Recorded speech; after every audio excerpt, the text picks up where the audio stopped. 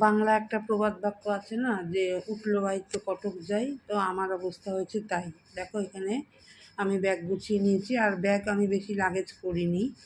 তো এখানে হচ্ছে আমি রেডি হয়ে নিয়েছি, এখন বেরোবো। কোথায় বেরোবো, কী বেরোবো, তোমাদের সাথে পরপর সব বলছি।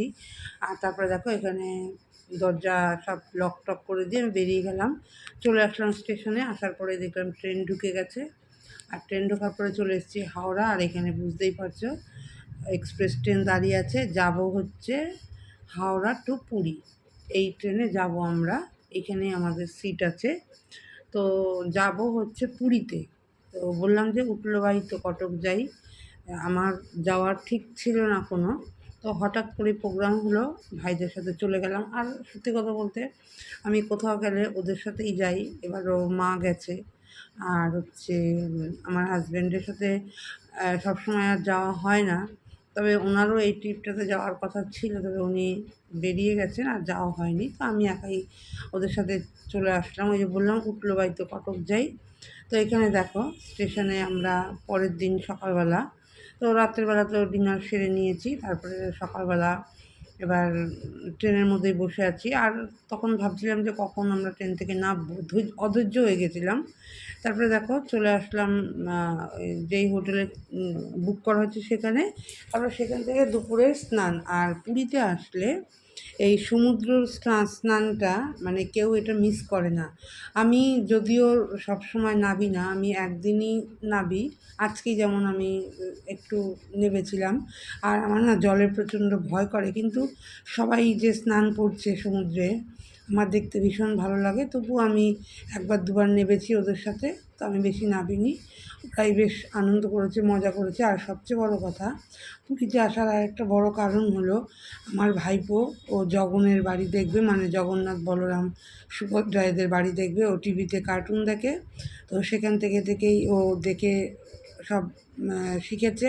এবার ও জগনের বাড়ি দেখবে, তাই এবার আরও তাড়াতাড়ি করে পুরীতে আসা। তো বিশেষ করে ভাইপোর জন্যই পুরীতে এবার আমাদের আসা। তো এখানে দেখো তারপরে ওরা ভীষণ আনন্দ করছে স্নান করে দুপুরবেলা। তারপরে দুপুরবেলা খাওয়া দাওয়া করে যথারীতি একটু রেস্ট নিয়েছিলাম, আগের দিন কারোরই ঘুম হয়নি।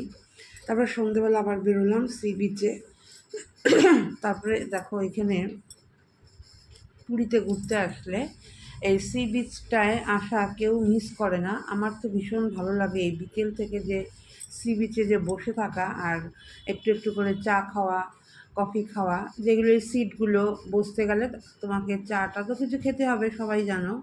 তো আমরাও তাই করেছি, কয়েকটা সিট নিয়ে নিলাম। আর এখানে বসে বসে এই সন্ধ্যের যে সমুদ্রের যে ঢেউগুলো যে আছড়ে পড়ে বেলাভূমিতে, তো এটা দেখতে এত ভালো লাগে, মানে কি বলবো। আর তারপরে দেখো এখানে উট সাওয়ারি, ঘোড়া সাওয়ারি এগুলো তো আছেই।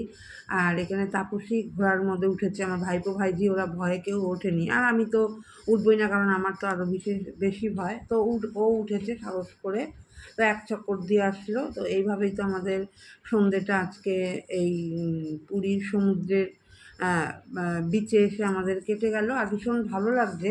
তারপরে দেখো এই ঘোড়াগুলো দেখতে ভীষণ ভালো লাগে, তো আমি একটু ক্যামেরাবন্দি করলাম।